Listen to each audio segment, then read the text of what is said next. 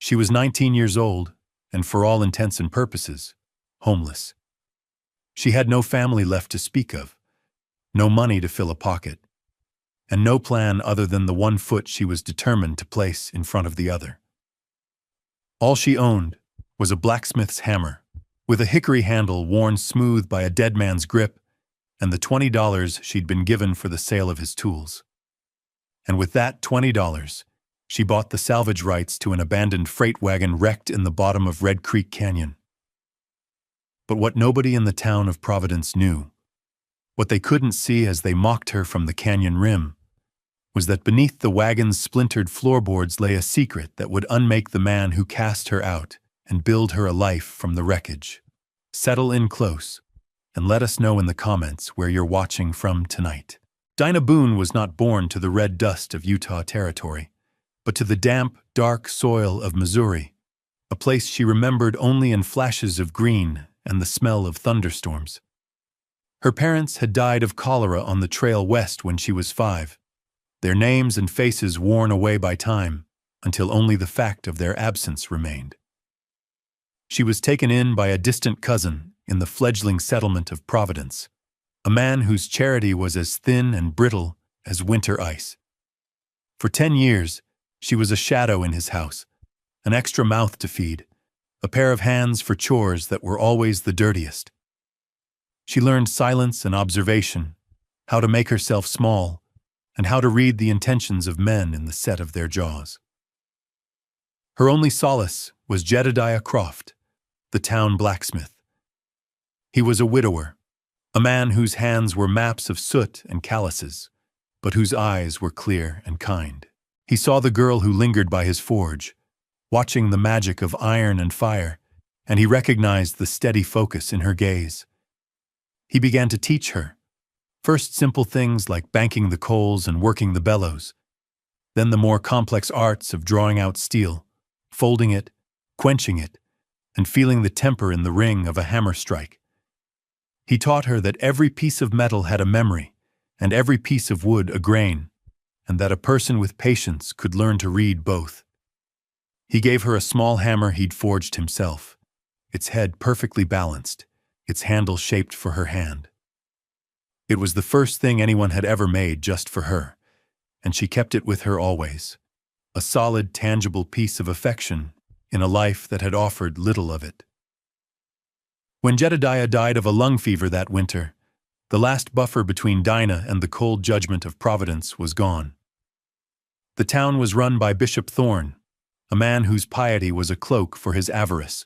He saw a young, unattached woman occupying a valuable smithy on a prime piece of land, and he saw an opportunity. Dinah knew, with the certainty of someone who had spent a lifetime reading the quiet cruelties of powerful men, that her time in the shelter of the forge was running out. Jedediah had been her protector, her teacher, her only real family, and his legacy was not just the skill in her hands, but the small hammer she now clutched, its weight a constant, grounding reminder of the one person who had seen her as something more than a burden. The end came not with a shout, but with the rustle of a paper. Bishop Thorne did not come to the smithy himself. He sent his clerk, a pale young man with ink-stained fingers who refused to meet Dinah's eyes. He stood in the doorway, the scent of coal dust and quenching steam swirling around him, and held out a ledger sheet. It was, he explained in a hushed monotone, a tally of debts owed by the late Jedediah Croft to the town tithing office and to Thorne's own mercantile. The figures were a fiction, a column of invented loans for tools and supplies Dinah knew for a fact Jedediah had either forged himself or paid for in cash. The total was a sum so impossibly large it could never be repaid by a girl with nothing. At the bottom, in the bishop's elegant script, was an offer. In exchange for forgiving this fabricated debt, the deed to the smithy and the adjoining lot would be transferred to the bishop's name. She was given 24 hours to vacate the premises. There was no room for argument. The paper was an edict, as cold and final as a gravestone. Dinah did not plead or weep. She had learned long ago that such displays only gratified men like Thorne. She simply nodded, took the paper, and closed the heavy oak door. The rest of that day was a quiet ritual of letting go. She cleaned the forge, sweeping the years of accumulated dust and iron filings into a neat pile. She oiled Jedediah's tools, the big rounding hammer, the flatters and fullers, the tongs he had shaped for every conceivable task, and arranged them on the rack where they belonged. A man from the mercantile came to inventory them, his eyes lingering on the Peter Wright anvil that was the heart of the shop. He offered her $20 for the lot, a pittance, but it was more than nothing. She took the money without haggling. She packed a small canvas sack with a change of clothes, a skillet, a small bag of flour, a tin of coffee, and a block of matches. She wrapped Jedediah's hammer in an oilcloth and tucked it deep inside.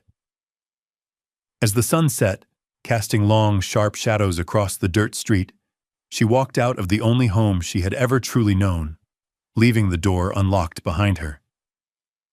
She did not look back. The cruelty was not in the taking, but in the sterile, administrative way it was done. A life erased by a few strokes of a pen on a ledger. She walked toward the edge of town, the $20 a small, cold weight in her pocket. She walked south, away from the orderly grid of Providence and into the wild, broken country that fell away into the canyons. The journey was not long in miles, but profound in its transition.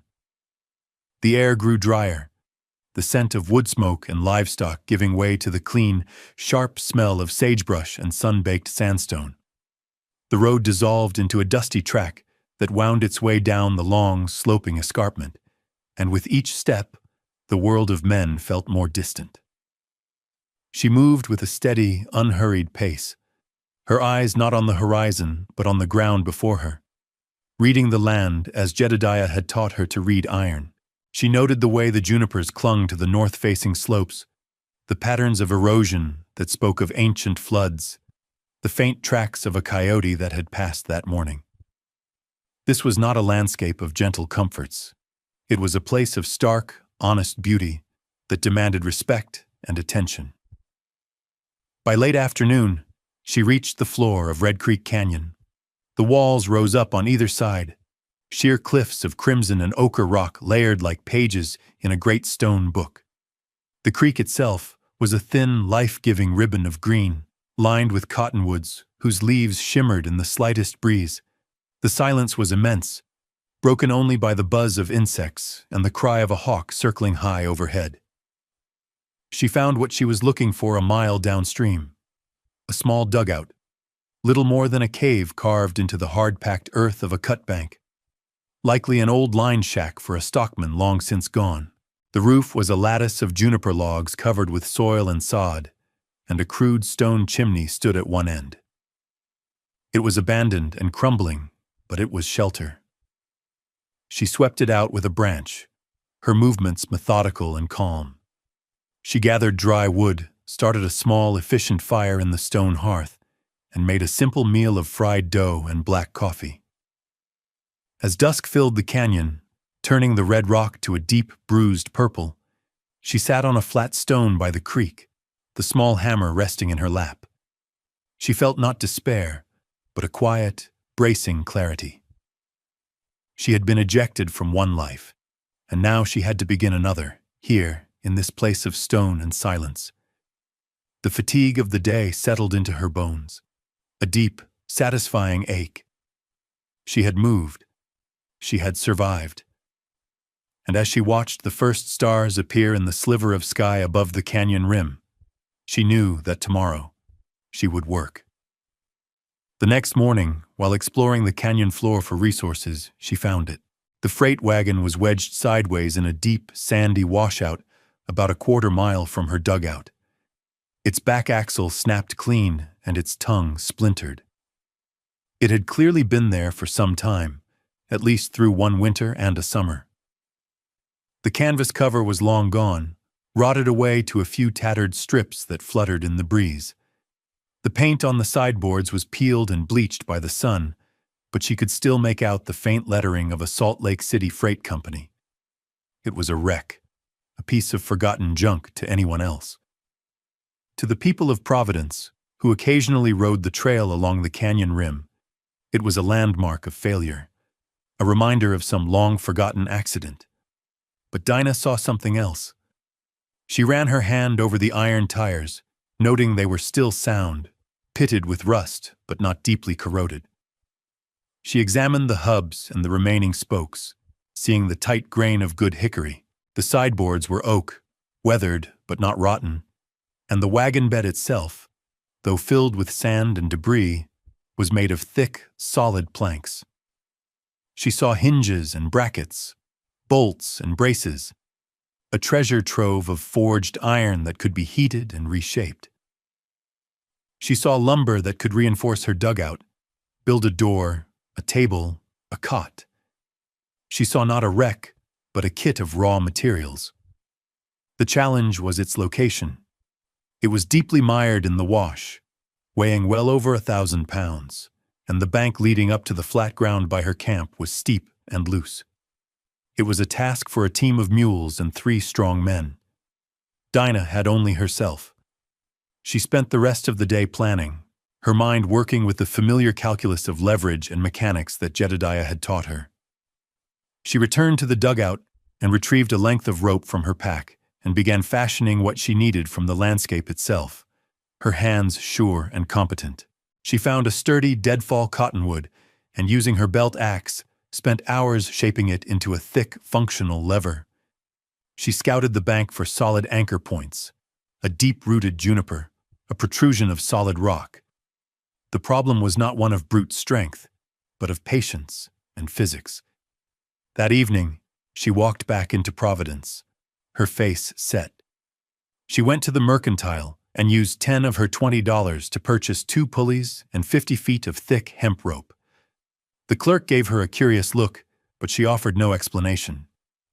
She spent her last $10 on a sack of flour, beans, and a side of salt pork. She was investing everything she had in this wreckage. She was all in. Her work began at dawn. Over the next 2 days, the canyon became a theater of quiet, relentless labor, with Dinah as the sole actor and the town of Providence as her unwitting audience. Riders on the rim trail would stop, watch for a while, and sometimes shout down mockingly. "That wagon's been there a year, girl," one man yelled, his laughter echoing off the rock walls. "What do you think you're going to do with it?" She never looked up, never acknowledged them. Her focus was absolute. She rigged a block and tackle, anchoring one pulley to the stoutest root of the juniper tree high on the bank and the other to the wagon's front axle. She used her cottonwood pole as a capstan, driving it deep into the ground and winding the rope around it, gaining precious mechanical advantage. It was a slow, grueling process. She would dig the sand and rock away from the wheels, then winch the rope, straining with every muscle in her back and arms. The wagon would groan, shift, and move a few inches, the sound of splintering wood and scraping metal sharp in the canyon silence. Then she would reset her anchors, re-rig the capstan, and begin again. Inch by inch, foot by foot, she coaxed the massive wreck up the sandy slope. Her hands were raw, her muscles screaming with effort, but her movements were economical and precise. She worked through the heat of the day, taking breaks only to drink from the creek and chew on a piece of hardtack. On the evening of the second day, with a final shuddering lurch, the wagon cleared the lip of the bank and settled onto the flat ground near her camp. She stood for a long moment, hands on her hips, breathing heavily, covered in dust and sweat, and looked at her prize. The mocking voices from the rim had fallen silent. The next morning, she began the careful work of disassembly. She started with the wagon bed, intending to use the thick oak planks to build a proper door and floor for her dugout. She used a small pry bar she'd found in Jedediah's things to work the first board loose. It was held by heavy, square-headed bolts, and as she pried, she noticed something strange. The floorboards were unusually thick, nearly 3 inches, and they didn't sit directly on the cross members of the frame. There was a gap, Her curiosity piqued. She worked more carefully, tapping along the wood with her hammer, listening to the sound. Near the front, the sound was different, hollow. She examined the joinery. It was too fine, too precise for a simple cargo floor. It was the work of a cabinet maker, not a Wainwright. Running her fingers along a seam between two planks, she felt a small, almost invisible indentation. She pressed it, and a section of the floor, about 4 feet square, lifted with a soft click. Her heart hammered against her ribs. She lifted the heavy panel away. Beneath it lay a hidden compartment, a false bottom, lined with dark felt. And nestled inside was a sight that made her forget her aching muscles, the mocking laughter, and the gnawing loneliness of the past few days. The contents of the hidden compartment were laid out with a traveler's careful precision. There were 5 long bundles wrapped in oilcloth and tied with leather thongs. A heavy, iron-banded express box, small but dense, bore the stenciled mark of Wells, Fargo and Company, and beside it, protected in a worn leather satchel, was a thin ledger book. Dinah's hands trembled slightly as she reached for the nearest oilcloth bundle. She untied the thong and unrolled the stiff, waxy fabric. Inside, resting on a bed of raw wool, was a rifle. It was unlike any she had ever seen. The stock was a deep, swirling walnut, polished to a satin sheen. The barrel was octagonal, its blued steel finish a deep, liquid black. The lockplate and hammer were engraved with delicate scrollwork, a testament to hundreds of hours of patient, skilled work. She knew enough from Jedediah to recognize master craftsmanship. She unwrapped the other 4 bundles. Each held a rifle of similar quality, each a unique piece of functional art. These were not standard-issue weapons. They were custom-built firearms for wealthy clients, worth a fortune. She turned her attention to the express box. It was locked, but the lock was simple. Using the tip of a file and a small piece of iron wire, she carefully picked it, the tumblers falling into place with a series of satisfying clicks. She lifted the heavy lid. The box was filled to the brim with gold coins. Double eagles, minted in San Francisco, their surfaces gleaming in the morning sun. It was more money than she had ever seen, more money than most people in Providence would see in a lifetime. Finally, she opened the leather satchel. Inside was a shipping manifest and a driver's log, the ink written in a neat, steady hand. She sat on the ground, leaning against a wagon wheel, and began to read. The manifest listed the cargo: 5 custom sporting rifles, commissioned by the U.S. Department of the Interior. 1 Wells Fargo Express box containing $5,000 gold coin, payment for said rifles. The destination was the U.S. Army garrison at Fort Cameron. The sender was a gunsmith in Salt Lake City named Elias Thorne. The consignee, the man who was to receive the shipment and arrange its final transport, was his brother, Bishop Alistair Thorne of Providence. The driver's name was listed at the top, Silas Kane. The last entry in his log was dated over a year ago. It read, "Entering Red Creek Canyon, Bishop Thorne to meet me at the south end." A cold dread settled in Dinah's stomach. She remembered the whispers from a year back. Talk of a government shipment gone missing, a driver vanished, presumed robbed and killed by bandits in the canyons. Bishop Thorne himself had led the search party, which had, of course, found nothing. He had publicly mourned the loss, blaming the lawlessness of the territory. But the evidence was here, in her hands. Thorne hadn't been the victim of a robbery. He had been the architect of one. He had staged the whole thing, murdered the driver, Silas Kane, and shoved the wagon into the washout, never imagining anyone would have the strength or the foolishness to drag it out. The discovery shifted everything. The wagon was no longer just salvage, it was a crime scene. The rifles were not just valuable, they were evidence. The gold was not just wealth, it was leverage. Dinah spent the rest of the day in quiet, deliberate action. She rewrapped the rifles and placed them back in the compartment. She closed the express box and slid it into the deepest corner of her dugout, covering it with a pile of firewood. The manifest and logbook she wrapped in oilcloth and tucked inside her shirt, the stiff paper a constant, secret reminder against her skin. Her first priority was to transform her camp from a temporary shelter into a defensible home. The world had suddenly become a more dangerous place. She worked with a focused intensity, using the thick oak planks from the wagon bed. With a saw and brace and bit salvaged from Jedediah's tools, she fashioned a heavy, solid door for the dugout, fitting it into a frame she built from the wagon's sideboards. She forged hinges from an iron tire, heating the metal in her small hearth fire and shaping it on a flat, heavy rock that served as a makeshift anvil.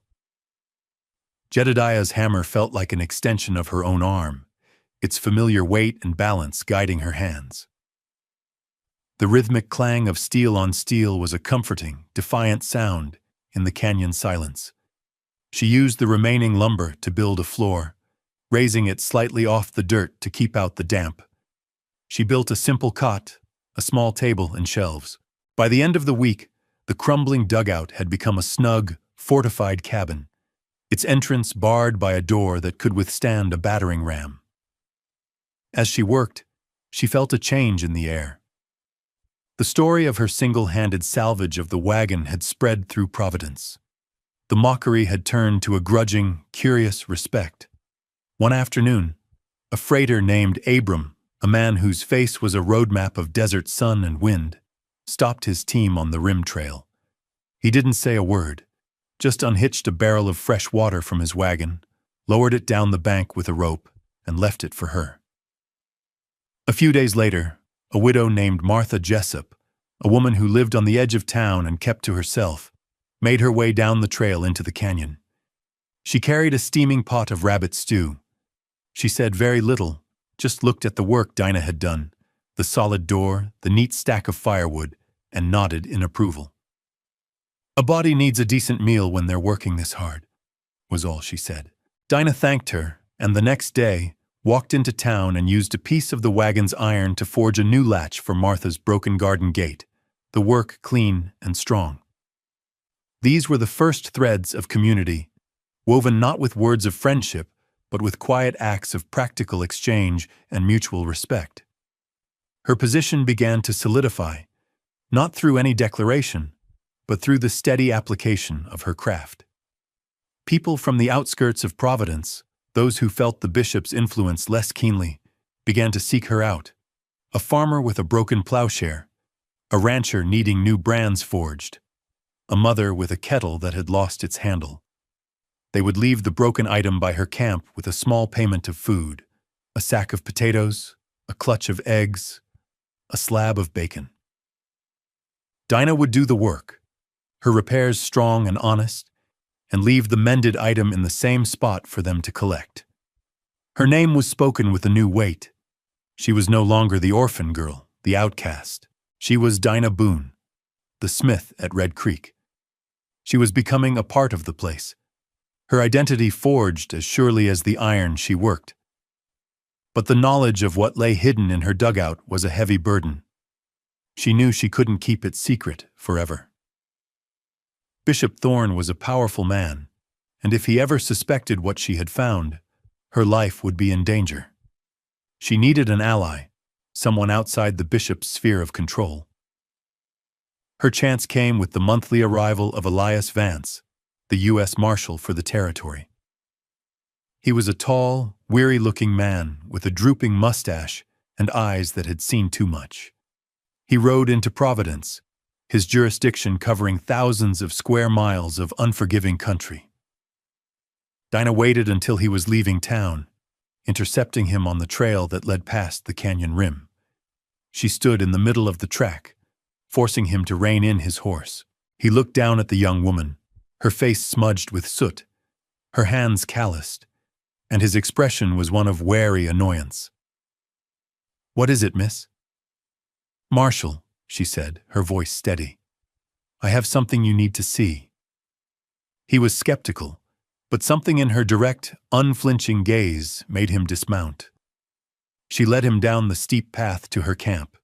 He took in the scene, the dismantled wagon, the fortified dugout, the small, efficient forge. With a practiced, assessing eye, inside her small home, she unwrapped one of the rifles and laid it on the table. The marshal's eyes widened. He picked it up, his hands moving over it with an expert's appreciation.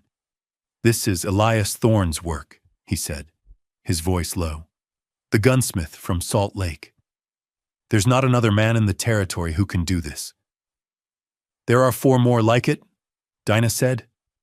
Then she laid the manifest and Silas Kane's logbook on the table beside the rifle. The marshal read the document slowly, his brow furrowed in concentration.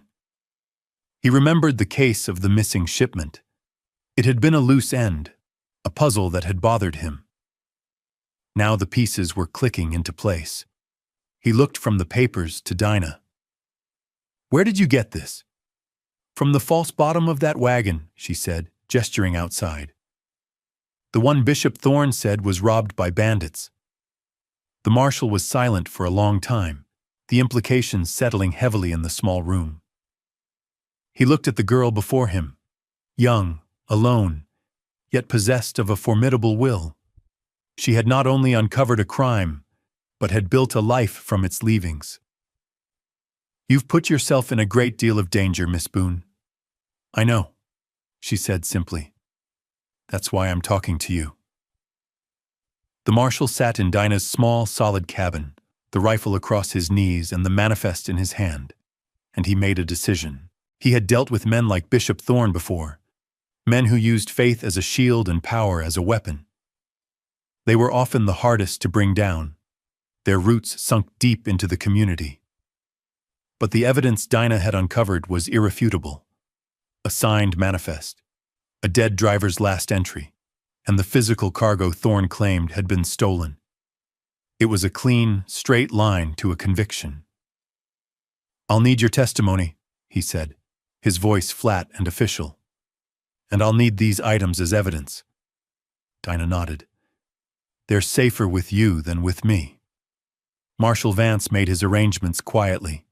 He deputized Abram, the freighter, and 2 other men from outside Providence who owed no loyalty to the bishop.